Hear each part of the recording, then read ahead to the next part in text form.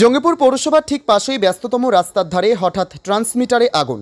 ঘটনার জেরে এলাকায় মানুষ আতঙ্ক ছড়ায়। সঙ্গে সঙ্গে পৌরকর্মী এসে ইলেকট্রিক দপ্তরে ফোন করেন।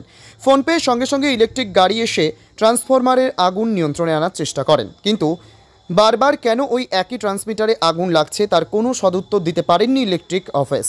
বলা যেতেই পারে বড়সড় দুর্ঘটনার হাত থেকে রক্ষা পেল জঙ্গিপুর পৌরসভা লাগোয়া এলাকাবাসী এবং জঙ্গিপুর পৌরসভার পৌরপিতা আশ্বস্ত করে বলেন যাতে বারবার এইভাবে আগুন না লাগে সেই কথাও ইলেকট্রিক দপ্তরকে জানানো হয়েছে এবং সেই মতোই তারা কাজ করবে বলে আশ্বাস দিয়েছেন।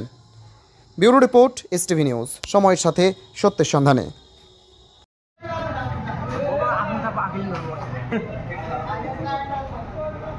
এবার উপরটা লাগলো, তারপরে তিনতলা, এবার দোতলাতে যা একটু কাছে না সামনে যাও।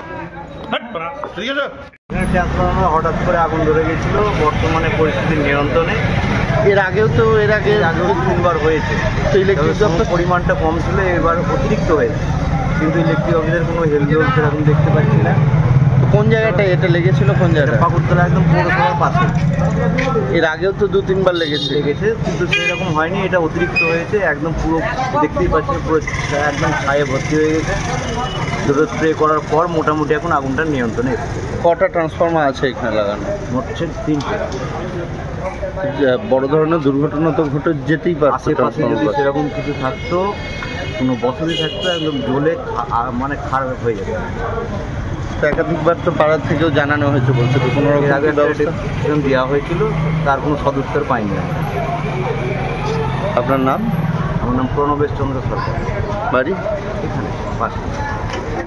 আমার পৌরসভার পাশেই একটা ট্রান্সফর্মার ছিল, পরপর দুটো আছে। তার মধ্যে একটা ট্রান্সফর্মারতে আগুন লেগে যায়।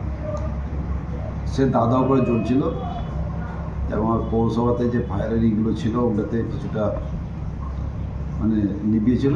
তারপরে তো ফায়ার ব্রিগেডে ফোনও করা হয়েছিল, ওনারা খুব তাড়াতাড়ি এসছে, এখন নিয়ন্ত্রণে আছে।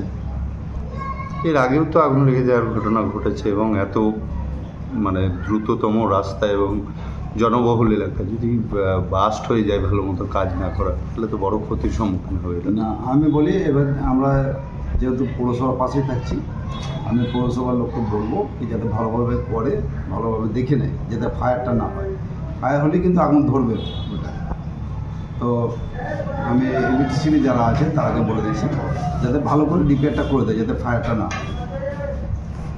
আর পৌরসভার পক্ষ থেকে কি নেভানোর ব্যবস্থা করা হলো তড়িঘড়ি? না, আমার পৌরসভার স্টাফ কিছুটা ছিল, ওখানে যে সঙ্গে সঙ্গে ফায়ারের ইটা নিয়ে যেয়ে আমাদের ফায়ারের যে অফিসের ইগুলো আছে সেগুলো নিয়ে যেয়ে ওগুলো গ্যাস ছিল, গ্যাস দিয়ে ওটা নিভানো হয়েছিল।